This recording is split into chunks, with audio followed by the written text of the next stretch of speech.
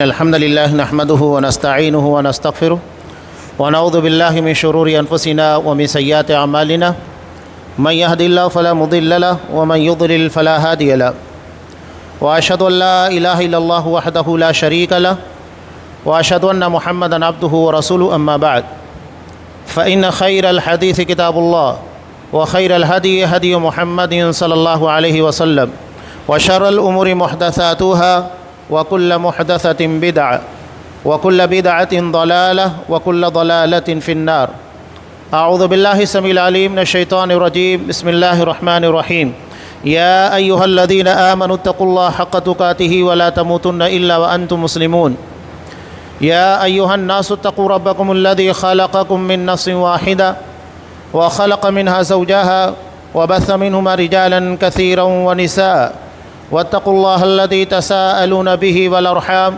إن الله كان عليكم رقيبا يا أيها الذين آمنوا اتقوا الله وقولوا قولا سديدا يصلح لكم أعمالكم ويغفر لكم ذنوبكم ومن يطع الله ورسوله فقد فاز فوزا عظيما وقال الذين إن مكناهم في الأرض أقاموا الصلاة وآتوا الزكاة وأمروا بالمعروف ونهوا عن المنكر ولله عاقبة الأمور۔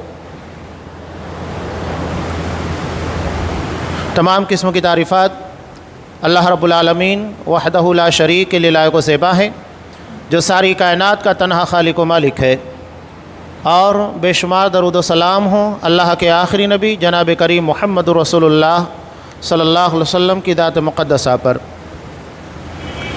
محترم حاضرین، عزیز ماں اور بہنوں،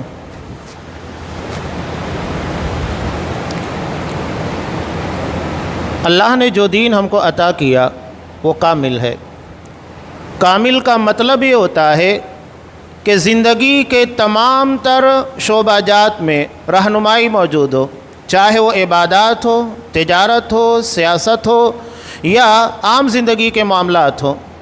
کوئی شعبہ ایسا نہیں ہے جہاں پر اسلام نے ہمیں رہنمائی نہ کی ہو۔ علامہ ابن قیم رحمۃ اللہ علیہ کہتے ہیں کہ اگر کوئی شخص یہ دعویٰ کرتا ہے یا یہ سوچتا ہے کہ اسلام میں سیاست کی کوئی جگہ نہیں یا حکمرانی کے تعلق سے اسلام میں احکامات موجود نہیں ہیں، تو اس کا مطلب یہ ہے کہ نعوذ باللہ وہ اسلام کو کامل نہیں مانتا، کہ اتنا اہم شعبہ جو زندگی کے متعلق ہے، بلکہ یوں سمجھیے کہ انسان کی قیادت سے متعلق ہے، شریعت اسلامیہ نے اس کے جانب کوئی رہنمائی نہ کی، ایسے ممکن نہیں ہے۔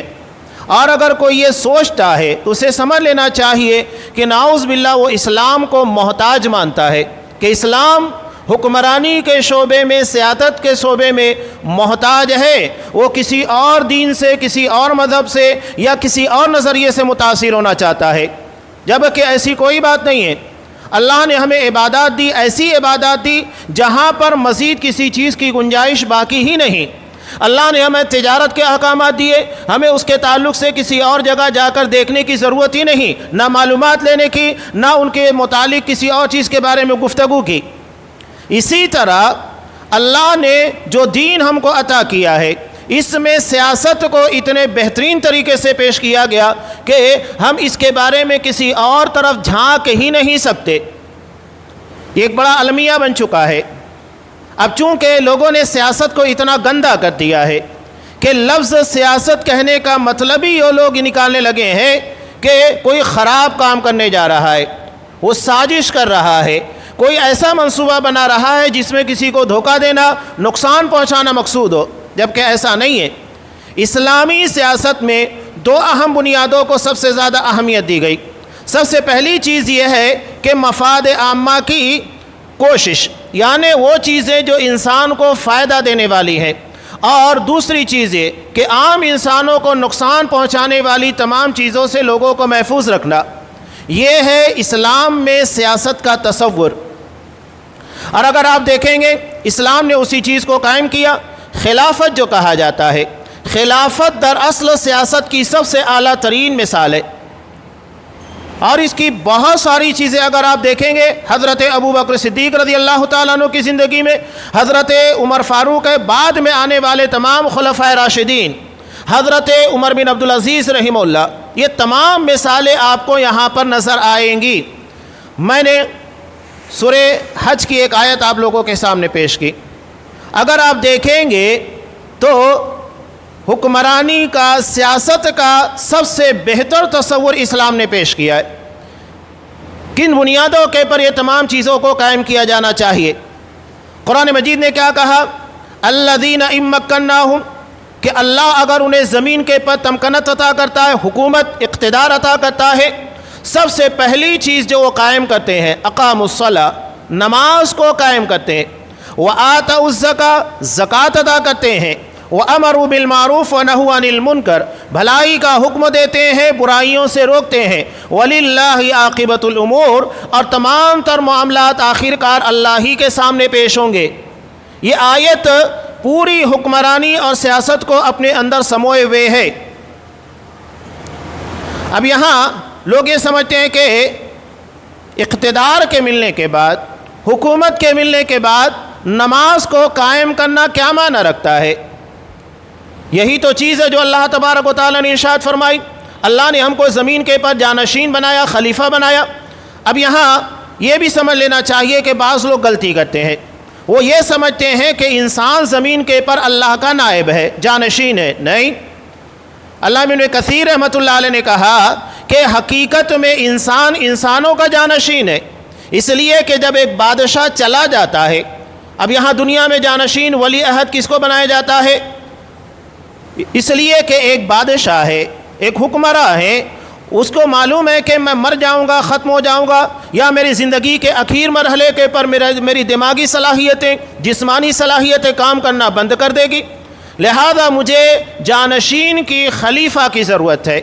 تو وہ اپنا جانشین مقرر کرتا ہے کہ میرے بعد یہ حکمرانی کرے گا۔ نعوذ باللہ، کیا اللہ تبارک و تعالیٰ کے بارے میں تصور کیا جا سکتا ہے؟ نہیں، یہ تو عقیدہ توحید کے خلاف ہے کہ کوئی اللہ تبارک و تعالیٰ کے بارے میں ایسا سوچے۔ تو یہاں خلیفہ دراصل انسان، انسانوں کا خلیفہ ہے، اللہ تبارک و تعالیٰ کا نہیں۔ اللہ نے حضرت داؤد علیہ السلام کو بھی کیا کہا؟ یا داؤد انا جعلناک خلیفۃ فی الارض، اے داؤد ہم تمہیں زمین کے پر خلیفہ بنا رہے ہیں۔ اللہ نے کہیں پر یہ نہیں کہا کہ خلیفتی، میں اپنا خلیفہ تمہیں بنا رہا ہوں۔ بعض لوگ یہاں پر غلطی کرتے ہیں، بلکہ میں نے دیکھا کہ قرآن مجید کے ترجمے کے اندر بھی لوگوں نے غلطی کی۔ اتنا واضح لفظ ہے کہ اللہ یہ کہہ رہا ہے کہ میں تمہیں زمین میں خلیفہ بنا رہا ہوں۔ اللہ نے یہ نہیں کہا خلیفتی، میں تمہیں اپنا جانشین، اپنا خلیفہ بنا رہا ہوں۔ ترجمے کے اندر فالٹ کر دیتے ہیں اور لکھ دیتے ہیں کہ میں اپنا خلیفہ بنا رہا ہوں۔ یہی تو دراصل عقیدے کی خرابی ہے، اور یہ چھوٹی موٹی خرابی نہیں ہے کہ آپ نعوذ باللہ اللہ تبارک و تعالیٰ کو محتاج بنائے۔ ہر جگہ ہم نے محتاج بنا دیا، نعوذ باللہ، دین کو محتاج بنا دیا، شریعت کو محتاج بنا دیا۔ تبھی تو ہمیں نئی نئی عبادتوں کی ضرورت پیش آتی ہے، تجارت کے لیے کسی اور کے طریقے اختیار کرنا ہوتے ہیں، سیاست کے معاملات میں کسی اور کی جانشینی یا کسی اور طرف نگاہ اٹھا کر دیکھنا پڑتا ہے۔ یہ ہماری دراصل اسلام کے تعلق سے جہالت ہے۔ ہم اسلام کو حقیقت میں صحیح طور پر جانتے ہی نہیں، یہ جہالت ہے۔ اللہ نے انسانوں کے تعلق سے دو باتیں بیان فرمائی۔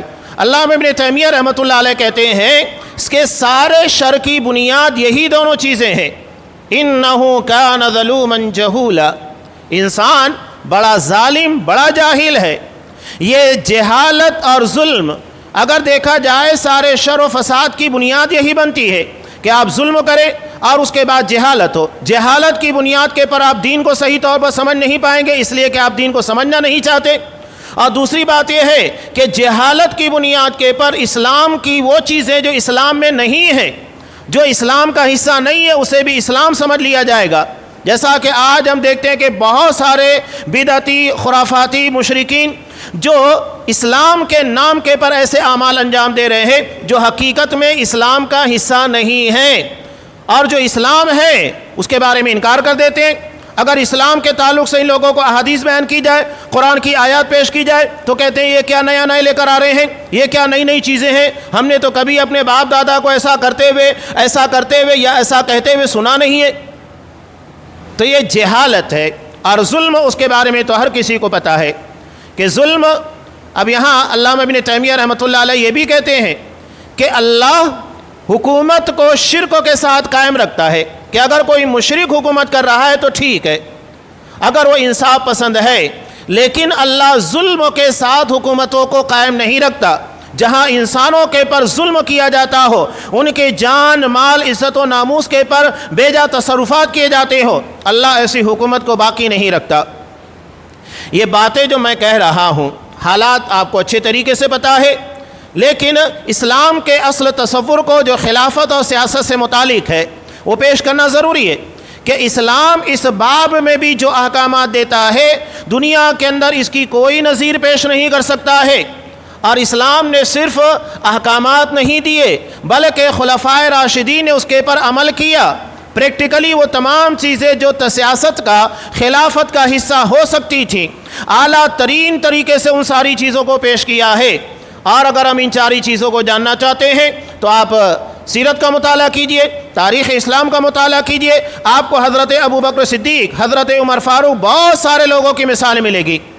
اور یہ بات آپ لوگوں کے درمیان متداول بھی ہے کہ ہریجن اخبار کے حوالے سے کہ جس وقت نیشنل کانگریس ہندوستان کے پر آزادی کے بعد حکومت اور اقتدار میں آتی ہے تو اس وقت گاندھی جی نے کیا کہا تھا کہ اب تمہیں حکومت مل گئی ہے، اقتدار مل گیا ہے، تو میں تمہیں اس بات کی وصیت کرتا ہوں کہ حکومت کرنا ہے تو تمہیں ابوبکر صدیق اور عمر فاروق کی طرح حکومت کرنا ہوگا، یعنی جس طریقے سے ان لوگوں نے حکومت کی تھی۔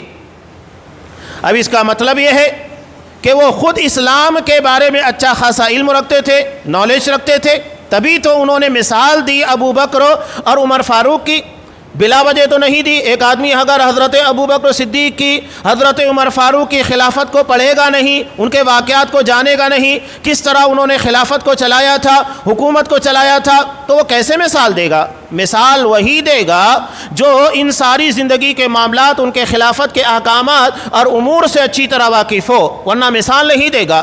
یہ خود مسلمانوں کے لیے ایک بڑا سبق ہے کہ ایک غیر مسلم بھی مثال دیتا ہے حکومت کے چلانے کے لیے تو اسے ابوبکر صدیق اور عمر فاروق رضی اللہ تعالیٰ عنہما ہی ملتے ہیں۔ تو اسلام یہ سیاست کا تصور پیش کرتا ہے جو حقیقی تصور ہے۔ یہاں قرآن مجید کی آیت کے پر آتے ہیں، اللہ نے اقتدار اور حکومت کے بعد جو سب سے پہلی چیز رکھی ہے وہ نماز کا قائم کرنا ہے۔ نماز کا قائم کرنا کہ ہمیں معمولی لگتا ہے، سب سے پہلی بات تو یہی ہے کہ اللہ نے ہم کو عبادت کے لیے پیدا کیا، وما خلقت الجن والانس الا لیعبدون، میں نے جن و انس کو محض اپنی عبادت کے لیے پیدا کیا۔ تو زندگی کا مقصود ہی عبادت ہے۔ اب یہاں ایک بات اور یاد رکھیے گا کہ بہت سارے لوگ کیا سمجھتے ہیں کہ زندگی کا اصل مقصد حکومت ہے۔ اب بتائیے اللہ نے کتنے سارے انبیاء کرام کو دنیا کے اندر بھیجا، کتنے نبیوں نے حکومت کو قائم کیا؟ نبی کریم صلی اللہ علیہ وسلم کی زندگی اٹھا کر دیکھیے، مکہ میں آپ کی حکومت تھی؟ نہیں تھی۔ مدینہ آنے کے بعد جو چیز آپ نے قائم کی وہ قائم ہوئی۔ اور ایسے بہت سارے انبیاء ملیں گے۔ آپ صلی اللہ علیہ وسلم نے کہا کہ قیامت کے دن کتنے انبیاء ایسے آئیں گے جن کے فالوور، جن کے امتی ایک ہوں گے، دو ہوں گے، کتنے ایسے ہوں گے جن کا کوئی ماننے والا نہیں ہوگا۔ تو کیا اس کا مطلب یہ ہے کہ نبیوں نے دنیا میں حکومت کو قائم نہیں کیا اس لیے وہ ناکام ہو گئے؟ نعوذ باللہ، کوئی نبی ناکام نہیں ہوا۔ ہر نبی اپنی دعوت کے اندر کامیاب رہا ہے، چاہے اس کے ماننے والے موجود ہو یا نہ موجود ہو، اس نے اپنے کام کے اندر کوئی کوتاہی نہیں کی ہے۔ اس کا مطلب یہ ہے کہ اصل مقصود عبادت ہے نہ کہ حکومت ہے۔ اب یہاں لوگوں نے کیا نظریہ بنا کر رکھا ہے؟ نظریہ یہ بنا لیا ہے کہ اصل میں دنیا میں خلافت کو قائم کرنا ہے، حکومت کو قائم کرنا ہے۔ اب حکومت کے لیے ہم کو کیا کرنا ہوگا؟ حکومت قائم کرنا، اس کے لیے اتحاد کرنا ہوگا، اور اتحاد قائم کرنے کے لیے اپنے سارے معاملات ایک طرف رکھو، نہ شرکوں کے پر بات ہوگی، نہ بدعات کے پر بات ہوگی، سارے لوگ اپنی اپنی جگہ کے پر صحیح ہیں، سب ایک جگہ آ کر جمع ہو جائیں اور اس کے بعد حکومت کو قائم کریں۔ اللہ نے حکومت کے قائم کرنے کے تعلق سے کیا کہا کہ حکومت کے ملنے کے بعد سب سے پہلے نماز قائم کریں گے، زکوٰۃ ادا کریں گے، بھلائی کا حکم دیں گے، برائیوں سے روکیں گے۔ اب یہ بتائیے اللہ نے جب یہ کہا کہ وہ برائیوں سے روکیں گے، بھلائی کا حکم دیں گے، سب سے بڑی بھلائی کیا ہے؟ سب سے بڑی بھلائی توحید ہے کہ آپ اللہ تبارک و تعالیٰ کی وحدانیت کی طرف لوگوں کو بلائیں، اور سب سے بڑی برائی شرک ہے۔ قرآن جس کے بارے میں کہتا ہے ان الشرک لظلم عظیم، تو کیا آپ توحید کی دعوت نہیں دیں گے، شرک سے نہیں روکیں گے؟ کون سا اسلام اپنی جگہ پر باقی رہے گا؟ کس اسلام کو آپ قائم کریں گے؟ حکومت کے آنے کے بعد آپ لوگوں کے سامنے کس مذہب کو پیش کریں گے؟ یہ سب سے بڑا المیہ ہے۔ لوگ سمجھتے نہیں، بس کہاں ایک ساتھ جمع ہو جاؤ، اتحاد کر لو، یہ ساری باتیں آپ کو نہیں کرنا چاہیے، حالات اس بات کی اجازت نہیں دیتے ہیں۔ نعوذ باللہ، عقیدے کی خرابی، یہ جہالت جو بار بار کہہ رہا ہوں نا، جہالت ہے یہ، اور جہالت کے ساتھ ظلم و لازمی طور پر آتا ہے۔ ابھی پیچھے جب انڈیا کے اندر G20 کانفرنس ہوئی، وہاں پر آپ نے دیکھا کہ گاندھی جی کی سمادھی کے پر سارے سربراہان موجود تھے سوائے محمد بن سلمان اور محمد زاید کے۔ لوگوں نے یہاں تک تبصرہ کیا کہ نہیں، محمد بن سلمان کو وہاں چلے جانا چاہیے تھا، اس لیے کہ وقت کا تقاضا تھا، حالات اس بات کے متقاضی تھے کہ ایسا نہیں کرنا چاہیے تھا۔ اب یہ لوگ عقیدے کے بارے میں کیا جانیں گے؟ آج آپ نے دیکھا کہ BBC نیوز نے اس کے بارے میں کتنا صحیح بیان جاری کیا، جس کے بارے میں مسلمانوں کو علم نہیں ہے، کہ غیر اللہ کی سمادھی کے پر جا کر اس کو عزت دینا۔ نبی نے تو اپنی زندگی کے اندر اصحاب کرام کو اپنے استقبال کے لیے کھڑا ہونے سے منع کیا، یہاں ایک غیر مسلم کی سمادھی کے پر جانا، وہاں جا کر اسے عزت دینا، جو عبادت کے تناظر کے اندر آتا ہے، اسلام اس بات کی اجازت نہیں دیتا ہے۔ کھلے طور کے پر انکار کیا، پروٹوکول کو توڑ دیا گیا۔ اللہ تبارک و تعالیٰ کی توحید کے سامنے کسی پروٹوکول کی کوئی اہمیت نہیں ہے، اور یہی بات لوگ سمجھتے نہیں ہیں۔ عقیدے کو بے معنی کر دو، بے حیثیت کر دو، اور اس کے بعد آپ تمام چیزوں کو قبول کرتے چلو۔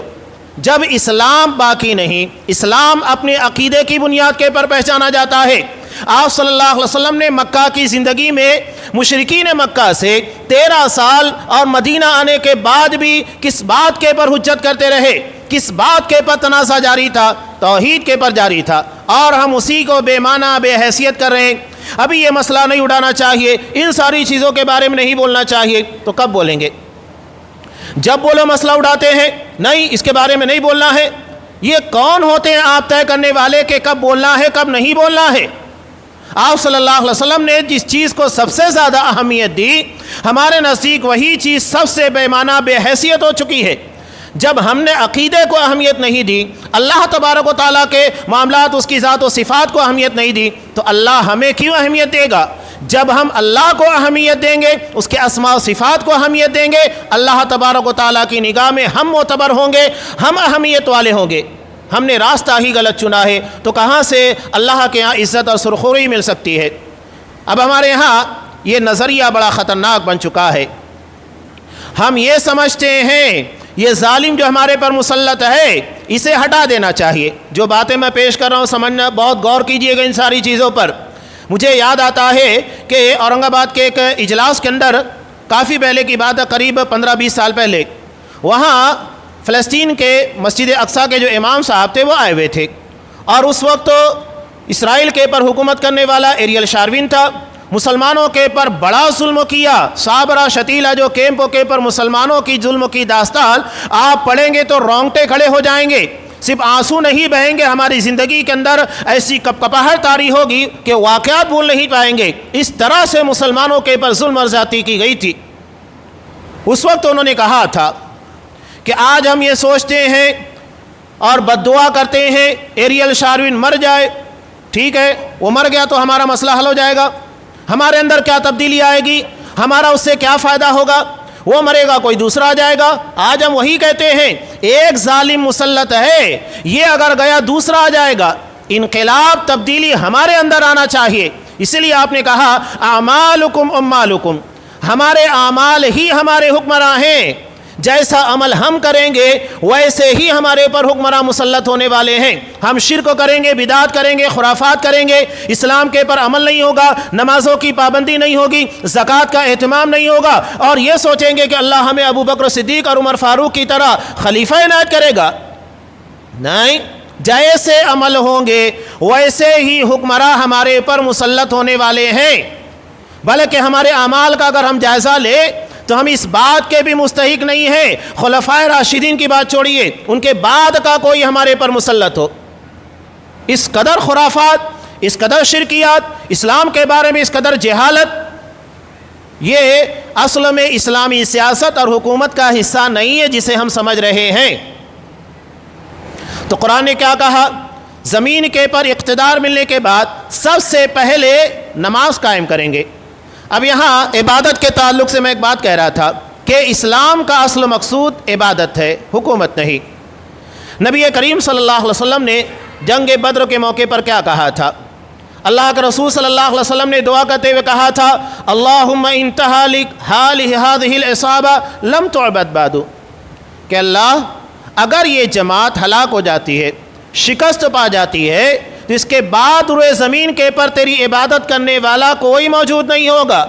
اللہ کے رسول نے یہ نہیں کہا کہ حکومت کرنے والا کوئی نہیں ہوگا، بلکہ آپ نے یہ کہا کہ عبادت کرنے والا کوئی نہیں ہوگا۔ اللہ نے مقصد بتایا کہ میں نے عبادت کے لیے پیدا کیا، اصل ٹارگیٹ اور مقصود عبادت ہے، حکومت ذریعہ ہے۔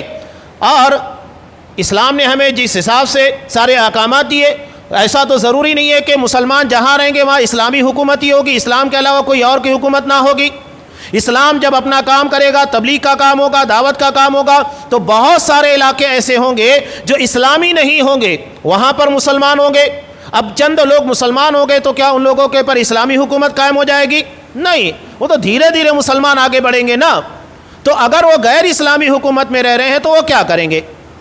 کیا اسلام نے انہیں اس بارے میں بے یار و مددگار چھوڑ دیا ہے کہ آپ یا تو اسلامی حکومت میں آ جاؤ یا اسلام چھوڑ دو؟ نعوذ باللہ، ایسا تو نہیں ہے۔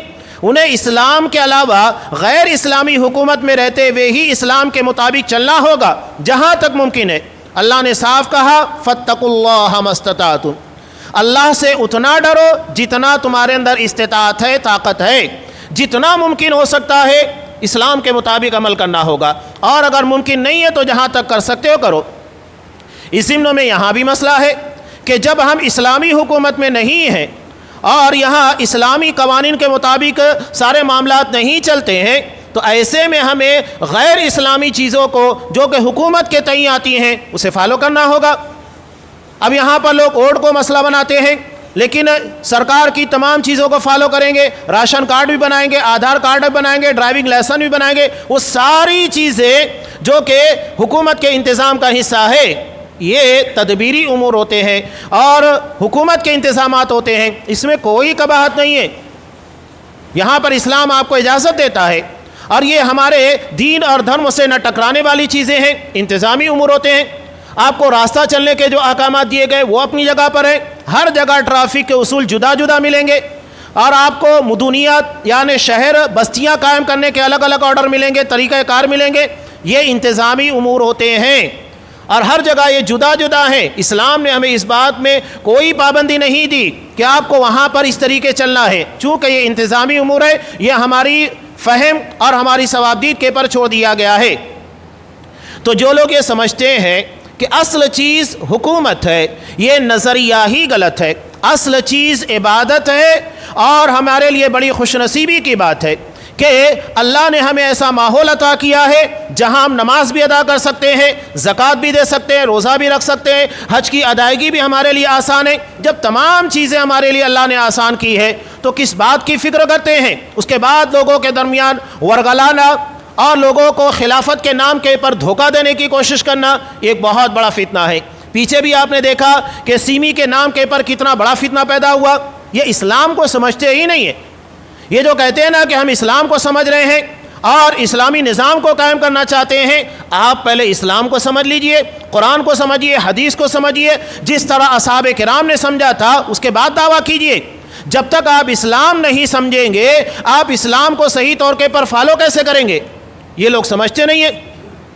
تو اصل چیز قرآن مجید نے نماز بتائی، کہا کہ نماز کو قائم کریں گے۔ نماز ہمیں لگتا ہے کہ صرف عبادت ہے، نہیں، نماز دراصل عبادت کے ساتھ بہت ساری چیزیں ہمارے اپنے اندر رکھتی ہے۔ یہ اجتماعیت کی ایک شاندار مثال ہے کہ ایک امام ہوتا ہے، آپ اس کے تابع رہیے۔ یہی معاملہ حکومت کے اندر بھی ہوتا ہے۔ جب تک آپ ایک امام کے تابع نہیں ہوں گے، آپ کے معاملات صحیح نہیں ہوں گے۔ کبھی آپ نے دیکھا ہے کہ ایک نماز کے دو امام ہوتے، دو امام صاحب آپ کو نماز پڑھا رہے ہوں؟ نہیں، آپ صلی اللہ علیہ وسلم نے اجتماعیت کو اتنی اہمیت دی کہ اگر کوئی شخص بغیر کسی عذر کے اکیلے تنہا صف کے پیچھے نماز پڑھتا ہے، صف میں جگہ ہے، اس کے بعد بھی وہ تنہا نماز پڑھ رہا ہے، اس کی نماز ہی نہیں ہوگی۔ کیوں نہیں ہوگی؟ اس لیے کہ وہ اجتماعیت کو توڑ رہا ہے۔ یہ بات الگ ہے کہ اگر صفیں مکمل ہو چکی ہے، جگہ نہیں ہے، مجبوری میں آپ اکیلے لگے ہوئے، کوئی اور فرد نہیں ہے، تو ایک الگ مسئلہ ہے۔ لیکن اگر امکان ہے، اس کے باوجود بھی آپ صف کو کراس کر کے توڑ کر اکیلے لگے ہوئے ہیں، تو اجتماعیت کے توڑنے کی بنیاد کے پر آپ کی وہ نماز قبول نہیں ہوگی۔ یہ ہے اسلام میں اجتماعیت کا اصل تصور۔ اور یہ اجتماعیت اور جماعت، اسلام نے جو نظریہ پیش کیا ہے، بھیڑ کو جمع کرنے کا نام جماعت نہیں ہے، یاد رکھیے گا۔ آج آپ دیکھیے مسجدوں سے زیادہ آپ کو مزاروں کے پر، مارکیٹ کے اندر جہاں کاروبار ہوتے ہیں وہاں بھیڑ ملے گی، لیکن کوئی بھی مارکیٹ کے اندر جمع ہونے والے لوگوں کو یا کسی سیاسی جلسے کے اندر جمع ہونے والے لاکھوں لوگوں کو جماعت نہیں کہتا ہے۔ مسجد کے اندر اگر دو لوگ آ کر کھڑے ہو گئے اور دونوں نے ایک ساتھ کھڑے ہو کر جماعت قائم کر لی، اس کو جماعت کہیں گے۔ کیوں؟ اس لیے کہ یہاں پر مقصود ایک ہوتا ہے اللہ کی عبادت، یعنی بغیر عبادت کے جماعت کا تصور نہیں ہے۔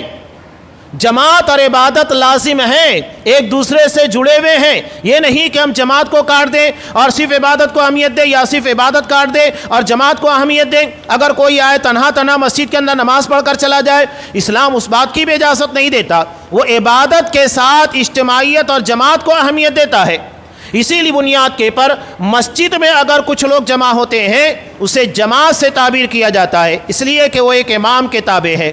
اور جو دیگر جگہوں کے پر جمع ہوتے ہیں وہ ایک کے تابع نہیں ہوتے، ہر کسی کا مقصود الگ ہوتا ہے، ہر کسی کی چاہت جدا ہوتی ہے، جب من میں آتا ہے چلا جاتا ہے، اس کا اپنا پرسنل معاملہ ہے۔ گرچہ اکٹھا ہوتے ہیں لیکن ہر کسی کی سوچ، ہر کسی کی چاہت، ہر کسی کا مقصود جدا جدا ہونے کی بنیاد کے پر اسے جماعت سے تعبیر نہیں کیا جاتا ہے، گرچہ مسجد کے مقابلے میں وہاں زیادہ لوگ ہو۔ تو نماز دراصل عبادت کے ساتھ اجتماعیت کا سب سے حسین تصور ہے۔ یہی وجہ ہے کہ آپ صلی اللہ علیہ وسلم نے اجتماعیت کی بقا کے لیے کہا، مسلم کی روایت میں، کہ اگر ایک شخص کے ہاتھ کے پر بیعت ہو جائے، لوگوں نے اس کو اپنا امیر، اپنا حکمراں تسلیم کر لیا ہے، اس کے بعد کوئی دوسرا دعوے دار کھڑا ہوتا ہے، نہیں مجھے امیر بنا دو، مجھے حکمراں تصور کرو، آپ صلی اللہ علیہ وسلم نے کہا اس کی گردن مار دو، اس لیے کہ وہ انتشار پیدا کر رہا ہے۔ ایک آدمی کی گردن اڑا دی جائے، یہ بہتر ہے کہ بہت سارے لوگ اس فتنے کی زد میں آئے، پوری جماعت اور ساری امت کو اس اختلاف کا خمیازہ بھگتنا پڑے۔ آپ صلی اللہ علیہ وسلم نے اس ایک کو اڑا دینے کا حکم دیا۔ یہ ہے اسلام میں اجتماعیت اور جماعت کو اپنی جگہ کے پر باقی رکھنے کا تصور۔ تو نماز یہاں ہمیں نفسیاتی طور کے پر، پریکٹیکلی طور کے پر ایک امام کے تابع کیا جاتا ہے کہ ایک امام جو کہے جھکنے کا کہے جھک جاؤ، سجدہ کرنے کا کہے سجدہ کرو۔ لیکن اس کے ساتھ ساتھ ایک بات یہ بھی ہے کہ اسلام نے ہمیں جو چیزیں دی کہ اگر امام خطا کرے، غلطی کرے تو ہمیں ٹوکنے کا بھی حکم دیا۔ یہ نہیں کہ اگر وہ شریعت کے خلاف نماز پڑھانے لگے اس کے بعد بھی ہم اس کو فالو کریں، تابع داری کریں، نہیں، اسے ٹوکنا ہے، اسے لقمہ دینا ہے اچھے انداز میں جو ہمیں اسلام نے بتایا۔ سبحان اللہ، اس کا مطلب کیا ہے؟ سبحان اللہ کا مطلب یہ ہے کہ اللہ پاک ہے، ہم بے عیب ہیں، اللہ بے عیب ہے، ہم بے عیب نہیں ہیں۔ ہم سے غلطی ہو سکتی ہے، خطا ہو سکتی ہے، ہمارا امام، ہمارا قائد غلطی کر سکتا ہے۔ اس کا مطلب یہ تھوڑی ہوتا ہے کہ اگر امام نے سہو کر دیا تو آپ جماعت چھوڑ کر چلے جائیں گے، نہیں، اس کے بعد بھی آپ اس کو فالو کرتے رہیں، اس کی اصلاح کرتے رہیں، جماعت نہ چھوڑیں۔ یہ اسلام میں تصور ہے، اس لیے سب سے پہلی چیز جو بیان کی گئی ہے وہ نماز ہے۔ اور اسی بات کو حضرت عمر فاروق رضی اللہ تعالیٰ عنہ نے پیش کیا تھا۔ انہوں نے اپنے تمام گورنروں کو خط لکھا تھا کہ میں تمہیں سب سے پہلے نماز کی تلقین کرتا ہوں کہ جتنے ہیں وہ نماز کو قائم کریں، اس لیے کہ اگر تم نے نماز کو ضائع کر دیا تو دیگر احکامات اور دیگر معاملات کے اندر کوتاہیاں لازمی طور کے پر ہوگی۔ تو نماز دراصل اللہ کے سامنے خود کو پیش کرنا ہے، اپنے آپ کو اجتماعیت کے دھارے سے جوڑنا ہے، اللہ کے سامنے جواب دہی کا احساس ہے۔ یہ بہت ساری چیزیں جو یہاں لا کر جمع کر دی گئی ہیں۔ دوسری بات جو کہ سورہ حج کے اندر اللہ نے ارشاد فرمائی، وآتوا الزکاۃ، زکوٰۃ ادا کرتے ہیں۔ اس لیے کہ سیاست کا مقصود کیا ہے کہ جو لوگوں کے مفاد مصالح عامہ ہوتی ہے ان تمام چیزوں کا خیال رکھا جائے، اور اس کے لیے شعبہ مالیات بڑی اہمیت رکھتا ہے۔ یہی وجہ ہے کہ اسلام نے ہمیں زکوٰۃ کا سسٹم عنایت کیا۔ آج زکوٰۃ کے سسٹم کے پر جب غیر مسلم اسٹڈی کرتے ہیں تو آپ حیران ہو جائیں گے کہ انگلینڈ کا پرنس چارلس کہتا ہے کہ اگر دنیا سے غریبی کا خاتمہ کرنا ہے تو اس کے لیے ہمیں اسلامی نظام زکوٰۃ کو قائم کرنا ہوگا، جو اسلام نے زکوٰۃ کا نظام عطا کیا ہے۔ آج ہمارے ہاں وہ تصور نہیں۔ اور یہاں ایک بات جارج برنارڈ شاہ اس کے بارے میں مشہور ہے، جو اسلام کی اسٹڈی کرتا تھا، مستشرق تھا۔ مستشرق اس شخصوں کو کہتے ہیں جو اسلام کی اسٹڈی کرتا ہے لیکن مسلمان نہیں ہوتا ہے، لیکن اسلام کے بارے میں اچھی خاصی معلومات رکھتا ہے۔ اس نے ایک بات کہی تھی، وہ اعتراض بھی ہو سکتا ہے اور اعتراف بھی۔ اس نے کہا تھا کہ مسلمانوں کے پاس زکوٰۃ جیسا نظام سسٹم موجود ہے، اس کے بعد بھی مسلمانوں میں اتنے بھکاری کیوں پائے جاتے ہیں؟ یہ اعتراف ہے اس بنیاد پر کہ اللہ نے ہمیں جو زکوٰۃ کا نظام عطا کیا ہے اس کو صحیح طور کے پر قائم کر دیا جائے تو غریبی کا، بھکاریوں کا خاتمہ ہو جائے گا۔ یہ اعتراف ہے، یعنی اس سسٹم کی خوبی ہے، اور اعتراض اس بنیاد کے پر ہے کہ ہم نے قائم نہیں کیا اس لیے بھکاری ہمارے درمیان موجود ہے۔ بہت سارے لوگوں نے اس کو پیشہ بنا لیا ہے، اور آپ دیکھیے گا کہ بھکاری نکلتا ہے جگہ جگہ پر 2 5 روپے 10 روپے جمع کرتا ہے، جمع کرتے ہوئے دیکھتے ہیں کہ وہ دن بھر کے اندر 1500 1500 جمع کر لیتا ہے۔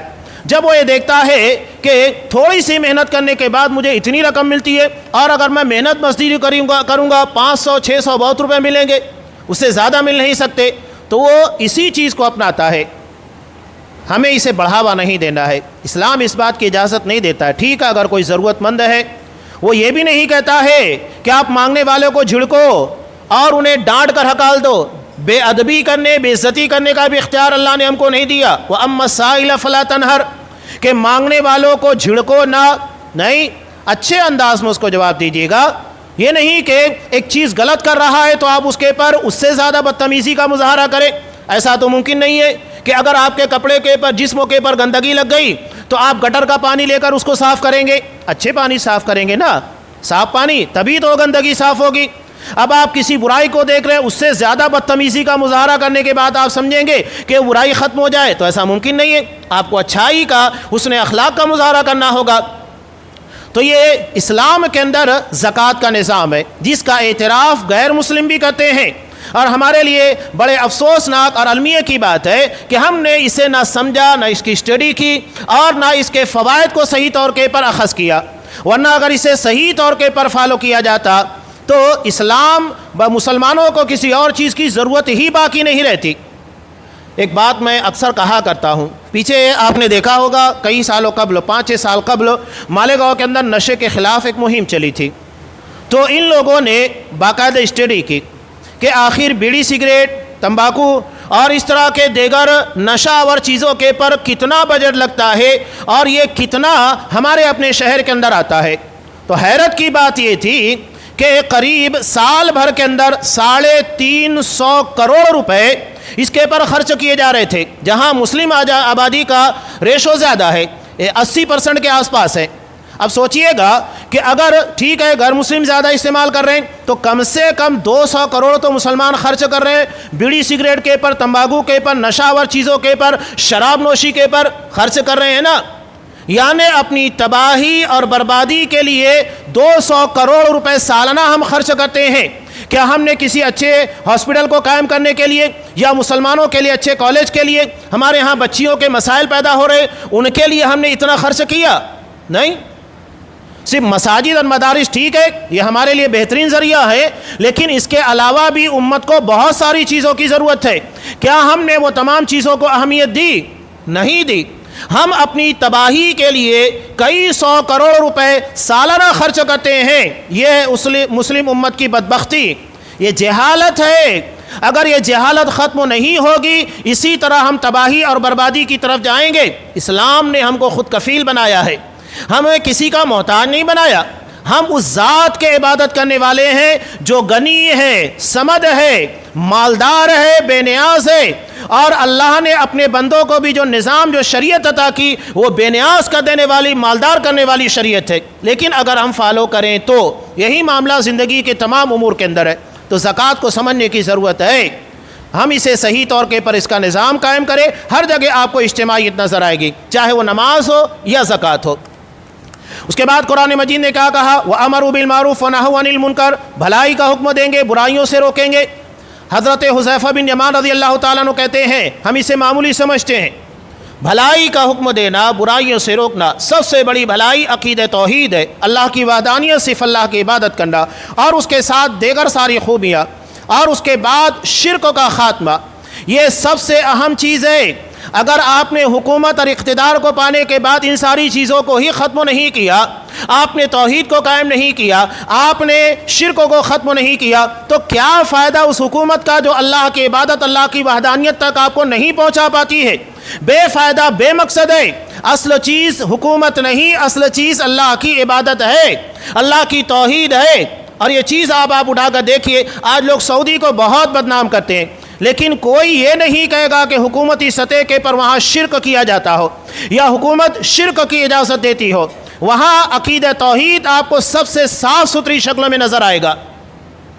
آج ہمارے یہاں اخلاقی معاملات کو بہت اہمیت دی جاتی ہے، لیکن عقیدے کو اہمیت نہیں دی جاتی، جبکہ اللہ کے ہاں عقیدے کو اہمیت ہے۔ اللہ دیگر امور کو چاہے تو معاف کر دے گا، لیکن عقیدے کی خرابی اللہ برداشت نہیں کرے گا۔ اس نے صاف کہا، ان اللہ لا یغفر ان یشرک بہ، اللہ شرکوں کو معاف نہیں کرے گا۔ تو جب اللہ معاف نہیں کرے گا تو ہمیں ذمہ داری بنتی ہے کہ ہم شرک کی تمام اقسام کو سمجھیں اور اس سے اپنے آپ کو بچائیں، اور معافی کا ذریعہ توحید ہے، اسے اپنانے کی کوشش کریں۔ اور اگر یہ ساری چیزیں بہتر ہوگی تو یقینی بات ہے کہ اعمال کے اندر بھی خوبیاں پیدا ہوگی، یہ توحید کی برکتیں ہوتی ہیں۔ اب کچھ مثالیں میں دے کر اپنی بات کو مکمل کر دیتا ہوں کہ اسلام میں حقیقی طور کے پر جو خلافت کا تصور تھا، حضرت ابو بکر صدیق، حضرت عمر فاروق وغیرہ کی جو مثال ہے، حضرت عمر فاروق رضی اللہ تعالیٰ عنہ ایک مرتبہ گزر رہے تھے، آپ کو تو اچھی طرح یہ واقعات معلوم ہے، یہ رات کو سوتے نہیں تھے بلکہ گلیوں کا چکر لگایا کرتے تھے۔ آخر وہ کون سی فکر اور ذمہ داری تھی کہ جس کی بنیاد کے پر یہ رات کو سوتے نہیں تھے بلکہ لوگوں کی فکر کے لیے گلیوں میں گشت کیا کرتے تھے؟ یہ اسلام میں حقیقی طور کے پر اقتدار کا، حکومت کا تصور ہے۔ آج آپ دیکھیے، ایک شخص جو بڑا غریب تھا چن کر آتا ہے، چاہے وہ کونسلر بن جاتا ہو، ممبر بن جاتا ہو، ایم پی بن جاتا ہو، اس کے بعد دیکھیے کہ اس کی حالت کیسے تبدیل ہوتی ہے، پراپرٹیز کیسے بڑھنا شروع ہوتی ہے۔ وہ عوام کے فائدے کے بجائے اپنے مفاد کے بارے میں زیادہ فکر مند ہوتا ہے۔ تو یہ اسلام کا تصور نہیں ہے جو ہم پیش کر رہے ہیں۔ اب آج کے حالات میں یہ تو بھی نہیں کہہ سکتے ہم کہ ہمارے اعمال اتنے اچھے ہو گئے کہ اللہ ہم کو ابو بکر صدیق اور عمر فاروق کی طرح حکمراں دے گا، خلیفہ دے گا۔ اس کے لیے ہمیں اپنے آپ کا سدھار کرنا ہوگا، تب ہمارے معاملات وہاں تک سدھریں گے۔ حضرت عمر فاروق رضی اللہ تعالیٰ عنہ نے راستے میں دیکھا کچھ لوگ بھیڑ لگائے ہوئے، تو حالات کا جائزہ لیا، پتہ چلا کہ ایک بوڑھا یہودی شخص یہ بھیک مانگ رہا تھا۔ حضرت عمر فاروق نے کہا کہ کیا بات ہے، کیوں بھیک مانگ رہے ہو؟ اس نے کہا کہ مجھے سالانہ جزیہ دینے کے لیے۔ اس کو بھی لوگ بڑا ٹارگیٹ کرتے ہیں۔ اسلام میں جزیہ جو ہوتا ہے نا، ٹیکس، آج دیکھیے کہ ہمارے پر کتنے ٹیکس لگے ہوئے ہیں۔ آپ جس گھر میں رہتے ہیں سالانہ اس کا ٹیکس دینا ہوتا ہے، آپ گاڑی لیتے اس کا ٹیکس دینا ہوتا ہے، جو چیز خرید رہے اس کے پر ٹیکس دینا، ہر جگہ آپ کو ٹیکس دینا ہے۔ اور یہ لوگ بات کرتے ہیں اسلامی جزیے کی، جو سال میں ایک مرتبہ دینا ہوتا ہے، چند درہم ہوا کرتے تھے، بہت بڑی رقم نہیں تھی۔ حضرت عمر فاروق رضی اللہ تعالیٰ عنہ نے کہا کہ ٹھیک ہے، اگر تم یہ چیز نہیں پیڈ کر سکتے، تمہارے پاس اتنی طاقت نہیں ہے کہ تم اپنی زندگی کے اس معاملے، اس عمر کے پر پہنچنے کے بعد کما نہیں سکتے، کمزور ہو گئے ہو، تو کوئی ضرورت نہیں۔ انہوں نے بڑا پیارا جملہ کہا تھا کہ ہمیں یہ رائٹ نہیں بنتا ہے، ہمیں یہ حق نہیں بنتا ہے کہ جن جوان جسموں سے ہم نے جزیہ لے کر اپنی حکومت کو قائم کیا اور اپنی حکومت کو چلایا ہے، بوڑھا ہونے کے بعد انہیں لوگوں کے سامنے بھیک مانگتا ہوا چھوڑ دیں۔ نہیں، تمہارا جزیہ معاف کیا جاتا ہے، تم سے جزیہ نہیں لیا جائے گا، پلس تمہیں بیت المال کے ذریعے فنڈ دیا جائے گا تاکہ تم اپنی زندگی کے اس اخیر مرحلے کو گزار سکو۔ اب یہاں ایک بات اور آ گئی، حضرت عمر فاروق رضی اللہ تعالیٰ عنہ کے زمانے میں مدینہ کے اندر ایک یہودی تھا، غیر مسلم تھا کہ نہیں تھا؟ اب یہاں واویلا مچا رہے تھے کہ دیکھو غیر مسلم وہاں مدینہ پہنچ گیا۔ یہی جہالت ہے نا، جہاں آپ دیکھیں گے جہالت۔ حضرت عمر فاروق رضی اللہ تعالیٰ عنہ کو شہید کرنے والا، مسجد نبی کے اندر آ کر مارنے والا کون تھا؟ ابو لولو فیروز، جو کہ ایک مجوسی تھا، مشرک تھا، وہ مدینہ میں ہی رہتا تھا۔ تو مدینہ میں غیر مسلموں کی انٹری منع نہیں ہے، یہ حرم کے لیے ہے، خاص طور سے مکہ کے لیے ہے، مدینہ کے لیے نہیں ہے۔ پیچھے لوگوں نے کافی واویلا مچایا، سب جہالت ہے۔ اگر ہمارے پاس احادیث ہوتی، اس طرح کے واقعات کا علم ہوتا، تو ہم اس طرح جہالت کا مظاہرہ نہیں کرتے اور اعتراض نہیں کرتے۔ اصل میں بہانہ دراصل سعودی حکومت ہوتی ہے کہ کوئی بھی ایسا موقع ملے جہاں پر ہمیں سعودی حکومت کو ٹارگیٹ کرنا ہے، برابر کریں گے۔ ترکی کے اندر باقاعدہ زناکاری کے اڈے قائم ہیں، حکومت کے لائسن کے پر زناکاری بدکاری کے اڈے کھلے ہوئے ہیں، پب کھلے ہوئے ہیں، شراب نوشی بالکل عام ہے، سور کا گوشت ملتا ہے، ساری چیزیں، شرک و بدعت خرافات کے اڈے چل رہے ہیں، کوئی کچھ نہیں بولے گا۔ ان سعودی کے پر برابر بھوکیں گے۔ یہ ہمارا مزاج لوگوں نے بنایا ہے، اور یہ دراصل وہی اخوانیت اور یہودیت ہے جو ہمارے ذہن و دماغ کے پر مسلط ہو رہی ہے۔ عقیدے کو ہم نے بے معنی بے حیثیت کر دیا، اور اس کی بنیاد کے پر یہ ساری چیزیں تھوڑی سی چیز دیکھیں گے لگ گئے بھوکنے۔ اپنے گلی محلے کے اندر کیا کیا خرافات ہو رہا ہے اس کو تو روک نہیں سکتے، سعودی عرب کے اندر برابر بولیں گے۔ اتنے بڑے ذمہ دار بن گئے ہیں، ورلڈ پیمانے کے پر سعودی کی اصلاح کی ذمہ داری لی ہے۔ آپ اردو زبان کے اندر، ہندی کے اندر جو بھی لکھتے ہیں، ان کو کیا پتہ ہے کہ آپ کیا لکھ رہے ہیں؟ اس سے اصلاح ہوگی۔ ایک آدمی جو آپ کی زبان نہیں سمجھتا ہے، آپ اس کی اصلاح کیوں کر رہے ہیں؟ وہاں کے علماء ہیں، جتنے حسین اور بہترین انداز میں وہ کام کر رہے ہیں، آپ نہیں کر سکتے ہیں۔ اصلاح دراصل لوگوں کے معاملات کو سدھارنے کے لیے ہوتی ہے، صرف تنقید کرنے کے لیے، برائی بیان کرنے کے لیے نہیں ہوتی ہے۔ اگر آپ نے کسی ڈاکٹر کے پاس گئے، بیماری ہے، وہ صرف آپ کو بیماری بتا کر آپ کو ڈانٹ ٹپٹ کر کے چھوڑ دے، تو کیا اس سے آپ کا علاج ہوگا؟ علاج اس وقت ہوگا جب وہ اچھے انداز میں آپ کا ٹریٹمنٹ کرنے کے بعد آپ کو دوا دے اور پرہیز کے سارے چیزیں بتائے کہ آپ کو کیا کرنا ہے، کیا نہیں کرنا ہے۔ تو دراصل اسلامی فقہ بھی یہی ہے۔ یہ چند باتیں جو تھی میں آپ کے سامنے رکھ رہا تھا، ایک ہی مثال میں نے آپ کے سامنے پیش کی۔ ابو بکر صدیق کو دیکھیے، حضرت عمر بن عبدالعزیز کو دیکھیے گا، عید کے دن ان کے اپنے بچوں کے لیے نیا لباس زیب تر کرنے کا پیسہ نہیں تھا، حالانکہ ان کی زندگی بڑی پرتعیش تھی، لیکن خلافت کی ذمہ داری لیتے ہوئے اپنے تمام معاملات، تمام پراپرٹیز جو پہلے غلط طریقے سے لی گئی تھی، وہ ساری کے ساری بیت المال کے حوالے کر دیا۔ کس حالت میں 2 سال اور کچھ ہی عرصہ وہ خلافت کی ذمہ داری اٹھا پائے، انتہائی نحیف اور کمزور ہو گئے تھے، اور اس کے بعد اللہ تبارک و تعالیٰ سے جا ملے۔ یہ خلافت کی ذمہ داری بوجھ ہوتا ہے، بہت عظیم ذمہ داری ہے۔ تو یہ اسلام کا اصل تصور ہے جو لوگوں کے مفاد کے لیے، فائدے کے لیے اسلام نے کیا ہے۔ اللہ تبارک و تعالیٰ سے دعا ہے اللہ ہمیں دین کی صحیح سمجھ عطا فرمائے، ہمیں اپنے اعمال کی اصلاح کی توفیق دے، ہمارے پر کوئی ایسا ظالم مسلط نہ کر جو ہماری جان، مال، عزت و ناموس، ہمارے دین، ہمارے عقیدے، ہمارے معاملات سے چھیڑ چھاڑ کرے۔ پروردگار ہمیں اپنی اصلاح کی بھی توفیق دے، اور جو حکمراں مسلط ہے اللہ ان کی بھی اصلاح فرمائے تاکہ وہ ہمارے دینی معاملات کے اندر انٹرفیئر نہ کر سکے۔ اللہ ہمیں دین کی صحیح سمجھ دے، جس کی بنیاد کے پر ہم اسلام کی بنیاد، اس کے عقیدے اور ان کے تمام اصول اور ضابطوں کو سمجھ سکیں۔ اللہ ہمیں ان تمام چیزوں کی فہم کے ساتھ اس کے پر صحیح طور کے پر عمل کی توفیق بھی دے، آمین۔ بارک اللہ لنا ولکم فی القرآن العظیم ونفعنی وإیاکم بالآیات والذکر الحکیم، انہ تعالی جواد کریم ملک رؤوف رحیم۔